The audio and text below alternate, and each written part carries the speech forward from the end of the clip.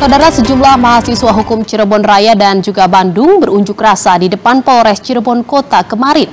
Mereka menuntut kepolisian segera menuntaskan kasus Vina dan Eki yang penuh dengan kejanggalan.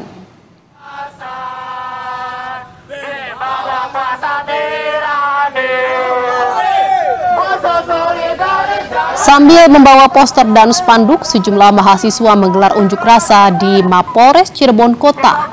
Mereka juga meneriakan kekecewaan terhadap kepolisian dalam penanganan kasus Vina dan Eki.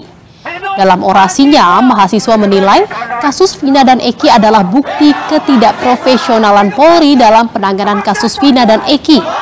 Mahasiswa menuntut polisi tingkat kota Cirebon, Polda Jawa Barat, hingga Mabes Polri untuk segera menuntaskan kasus ini.